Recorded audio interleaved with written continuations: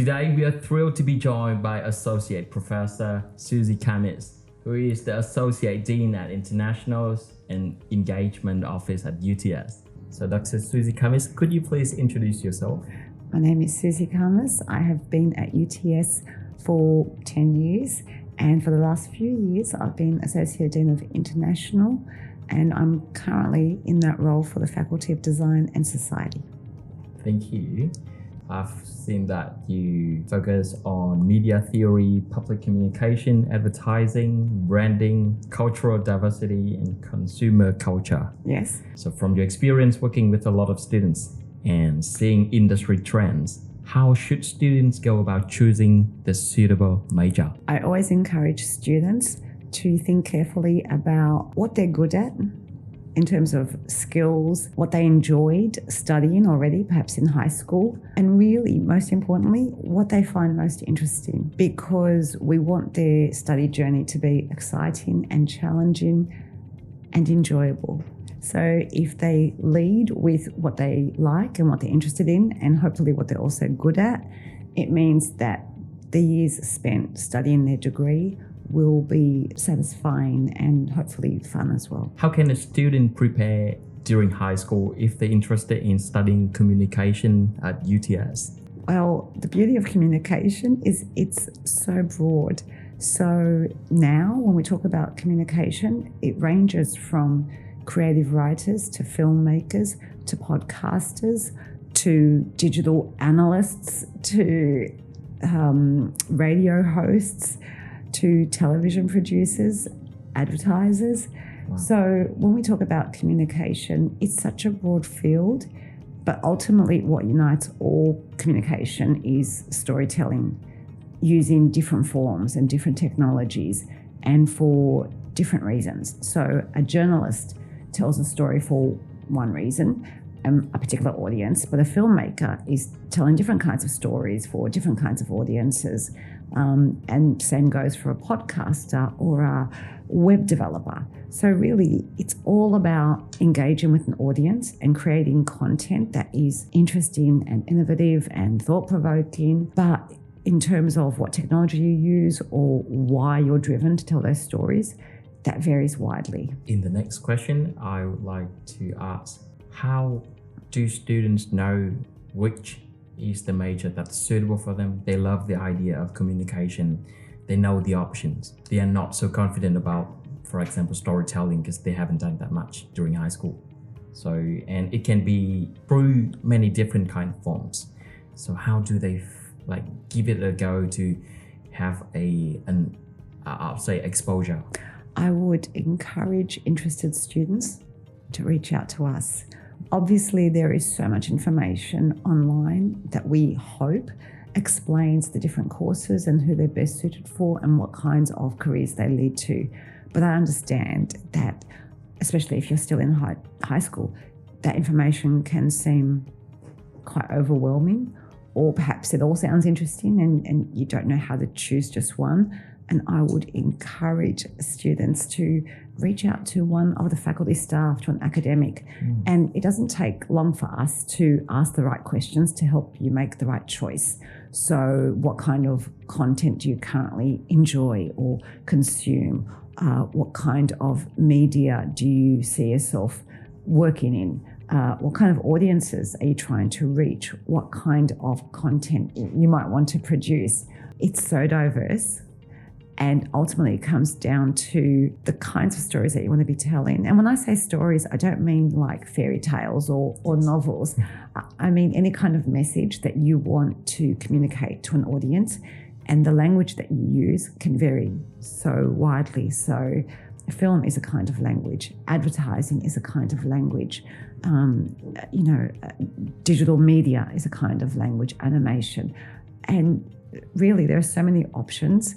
I would encourage interested students to talk through what they're most interested in, and we can help them refine that search and that decision making. Yeah, that's so good for the prospective students. They should be reaching out. We love talking to students. We love giving advice, and we try to really open up as many opportunities for them to be able to access a real life human being that wants them to succeed. Okay, so how can a student prepare during high school, especially for international students, if they are interested in studying communication at UTS? Well, I would like to think that they are already strong in the kinds of subjects or study areas that point towards a career in communication. So, that could be perhaps in their writing classes or in their digital media classes, or perhaps, sometimes a student knows they're really interested in, say, history or politics, and that might direct them to a career in journalism, where you actually get to research societies and communities and ask important questions and add to that knowledge of society through your journalism. So it's not so much that they're studying communication at high school, but rather they're identifying the kinds of stories that excite them, that they find interesting, and that they want to share with others. So I think connecting with others plays a huge part in communication. What are the challenges for international students when they do communication in Australia? Well, I think all students face both challenges and opportunities.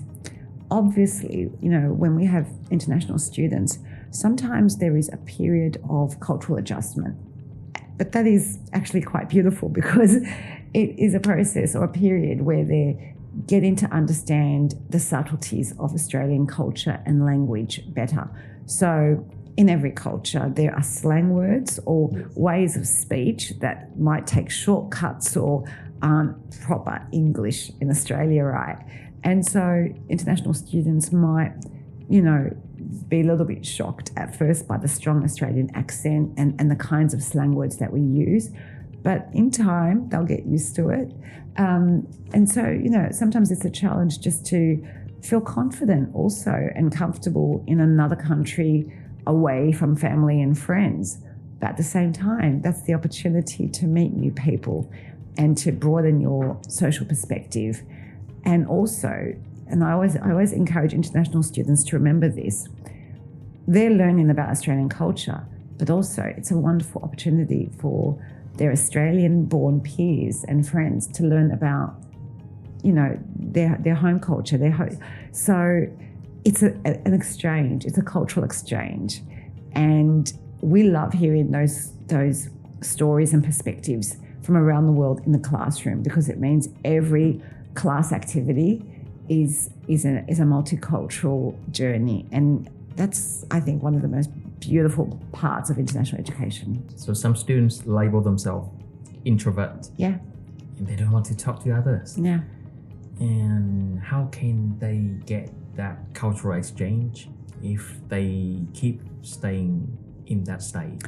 Well, my instinctive response is to suggest that somebody that is young and brave and bold enough to get on a plane and go to a completely different country to do something that's quite exciting and daunting and very ambitious isn't what I would necessarily call an introvert.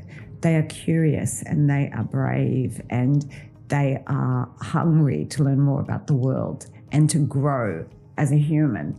So I would actually say that introspection or that introversion is just the logical, natural shyness we all feel when we walk into a room for the first time and don't know anybody.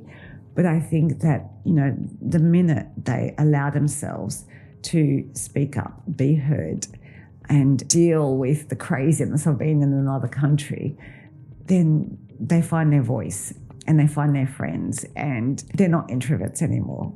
They are global citizens. I love that. Connect with other people and then, just knock on the door. Yeah, that's someone it. will be there. And if it's too difficult for them to make friends, then go to a society, go to a club.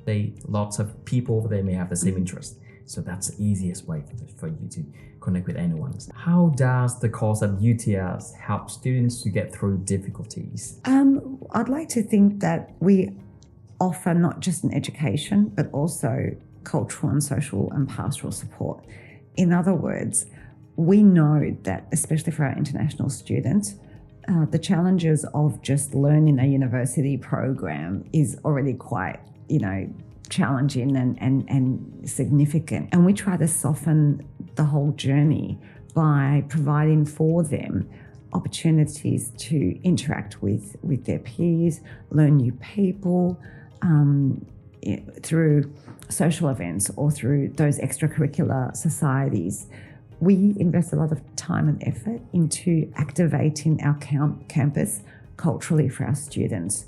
We know that there is so much more to university life than just the degree that you get. I mean, obviously that's really important and ultimately what you want to take home, but your journey to that should involve so much more, and a true experience at university should be fun and it should be exciting and it should take you out of your comfort zone so you grow in so many different ways. And so I think that, they're not so much difficulties as very logical, I suppose, fears that we all have when we're doing something for the first time. And at UTS, especially, in the international office, we actively create opportunities, fun events for students to get together and hopefully kind of see that whatever fears or shyness they have, not worth hanging on to. There's too much fun to be had. So digital and social media major has become so popular for Vietnamese students. So I would like to ask you a few more questions about this major. Mm-hmm. What jobs do graduates typically get? Digital and social media is quite possibly one of our most popular majors in the Bachelor of Communication. I think because there are few areas left of life that aren't taking place on digital and social media. If you think about how we socialize now, which is often through social media, whether that's Instagram or Snapchat or Facebook. If you think about how we shop now, which is often online, let's say eBay or Amazon. If you think about how we consume media, it's often through streaming platforms like Netflix or Spotify. If you think about how we find information now, it's often through search engines and Google. So these revolutions in how we socialize and interact with each other and consume media has meant that almost everything that we do now has migrated to a digital platform and often involves some kind of social media aspect or extension. So in terms of what kinds of jobs our graduates go into, I would not know where to begin. I think, a few years ago, it was very common for a lot of those students to go into, let's say, user experience design or become communications officers or digital marketing officers or go into, say, app development or e-commerce. But now, and I think for the foreseeable future, there isn't a sector or an industry on the planet left that doesn't need digital and social media specialists. So the beauty of this major is that, the graduates can go into so many aspects of that world, whether that's kind of, the more technical sort of side of things or more public facing or more in terms of consultancy or management. Like I said, I can't think of a single organization or business or any kind of entity that deals with humans that does not require digital and social media specialists. How does AI affect the industry? For example, copywriting, in your opinion? I think artificial intelligence has affected every single industry, every single sector in various ways and with varying levels of destruction or devastation. Obviously, where AI, through good, smart use of prompts, can make a job easier or faster or less time consuming, right? We encourage our students to understand how it can make a job more efficient. But ultimately, AI is nothing compared to the creativity that professionals, that humans can cultivate and can produce. So AI can help us in our work. It cannot replace our work because creativity is all about innovation and problem solving in ways that are genuinely novel and new. And it's about, whether that's in film or television or through music and sound design or through journalism, the audience wants to engage with fresh content, with fresh ideas, and you cannot get that from artificial intelligence. And so AI helps us occasionally with our work, but cannot do what we do. A lot of AI specialists are created. So video with AI instead of human, like real human being. So I think when it's getting too popular, it's not gonna get traction in the same way that people do, like real human. Every single day we are reminded that humans engage far more energetically and emotionally with content or interactions that come from actual people. Yes. And we all consume AI every single day and don't think too much about it. But the moments that we remember, the moments that affect us most intensely, the things that we get most angry about or happy about or excited about do not come from artificial intelligence. They come from other humans. And as long as that is true, and I think it will be true forever, then human communicators will always be needed. Thank you so much for your insights. Okay, so what is the expected salary range for common roles, of course, at entry level? Okay, so I would say that for a typical entry level starting salary would be between 70 and 80,000, but that's not taking into account the obvious advantage that many of our graduates have through things like smart internships and solid work experience, or having a really impressive portfolio. So without those things, you can expect between 70 to 80,000. But what we pride ourselves on at UTS is making sure that our graduates leave UTS more than job ready. They almost always have already had some kind of industry experience. First of all, on campus in our classrooms, we have work integrated learning embedded into our class design, which means that often class activities and assessments are the result of our conversations with our industry partners, with our industry advisory board, which means that the classroom isn't like a typical classroom. As much as possible, we try to recreate workplace settings and expectations. On top of that, we encourage our students to undertake internships so that they understand what best practice means while they're still undergraduates.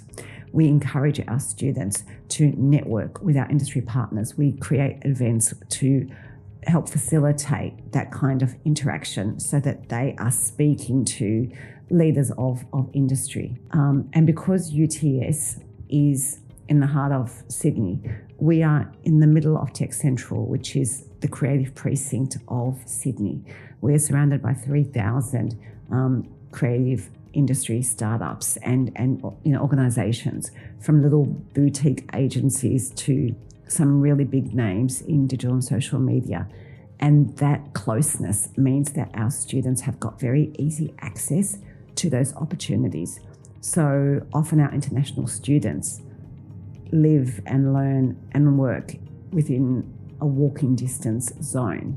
And for our international students, that convenience just makes being at UTS so much more exciting. You talked about the internship. So normally, which year do students start looking for internship or part-time job in their field? We suggest that they aim to start in their second year. The reason we say that is all students, whether they're international or domestic, often need 6 to 12 months at the start of their journey to understand university life, because it can be so different to high school. Yes. We understand that. What we would like is for their internship experience to strengthen what they are learning at uni and what they've already learned. So for us, when we see the student for the first time, their first semester and their first year, it's our job to start their learning and to develop their grasp of a field. We don't expect them to come to us knowing too much. That's our job, is to teach them. So by the time they get to second year, they've already got some confidence and literacy in an area, but also they are hungry to learn more and they're ready to be challenged a bit. So in second year, we think that's a really good time because they have enough to walk into a workplace with some confidence, but at the same time, they still have a lot of learning to do. So it's a nice time for the company or the organisation that's hired them to start to supplement or strengthen their proper official formal training. So basically they can put together a CV, get reference letter from the lecturers, and then apply for a part-time job or even casual position, but within their field. Yeah, and one of the things that we do at UTS is we have an online portal called Careers Hub where organisations can post or advertise internship opportunities. We actually screen those roles before they go live for the students because we check that they are strongly aligned to the discipline's focus or priority areas. So we spend a lot of time making sure that the internship experience is a genuine value add to the student's CV. So that's a very good resource for the students to find part-time jobs. Yes, absolutely. I have the final question here for you. What makes the difference between the students who succeed and the ones who struggle? Physically and mentally. You know, it's a young, fun time of your life, and you know, perhaps going to class isn't the most exciting thing you have on today. That's okay. But staying on top of your workload, being very mindful of your deadlines, making sure that if you miss, say, a class, you catch up straight away. Because if something happens and you miss another class and another class, you fall behind so much that it can be a blow to your confidence. And so what I would encourage all students is to just stay at the same pace as your class. You don't have to be too far ahead, but try not to fall behind, because usually when we see students struggling, it's not because they are incapable of doing the work. It's because they fell behind in their schedule, and it can be tough sometimes to kind of make up for lost time. So my biggest piece of advice and warning is show up, stick to your deadlines. And the other huge piece of advice, if anything needs to be explained or broken down further, ask your teacher, ask your tutor or your lecturer. We want to help you understand. We aren't happy until you understand the importance of that class's lesson. And so speak up. There is no such thing as a dumb question. So that's what I would say the biggest difference is. Those that ask for help and those that don't say anything. Basically, you mentioned showing up physically and mentally. And what else can they do to get the support from, I would say, the connection they make during the university course? I would say that especially, in all fields, networking is important. But in the communications fields, it's especially important. Almost all work in the communications sector is collaborative or team-based, or, we often are working with other people, for other people, through other people. And so those people skills are really important. But also, I think it's really good if your CV can show diversity of skill sets and a breadth of experience and competence, because not only does that reflect your technical proficiency or your academic learning, but it also shows a latitude. In other words, this person can be trusted in different contexts, in different settings. It shows a strength of character because they have pushed themselves to work in different environments with different people. And that can start when you're still an undergrad. Keep your eyes and ears open for opportunities to do whatever it is you want to do professionally. In other words, if you one day want to be a Hollywood filmmaker, start making those little cheap films, before you graduate. If you do want to one day be a journalist for the Washington Post, start writing for the university, newspaper or whatever. If one day you want to be an amazing software developer, start doing some basic app development for friends and family that need, so start early, be experimental, and it doesn't matter if you're not a millionaire before you finish university. You have a long time to become amazing professionally, but whilst you're still an undergrad, use that time and use those connections to just start working on your portfolio. Because when you do go for that dream job, whoever is hiring will see that not only were you smart enough to study communications at UTS, but you also had the energy and the curiosity to challenge yourself with different kinds of other experiences, different kinds of work, different kinds of making and doing whatever it is that you ultimately want to get paid to do. That is a really nice reflection of somebody that you want to work with and kind of have on your team. So one of the best ways to get the traction is to start investing in yourself. Yeah. Yes. Thank you so much for joining us today, Dr. Susie Khamis, and I hope in the future we have a lot more times to catch up and talk about successful student. I would love from to. UTS. Thank you so much. Thank you so much.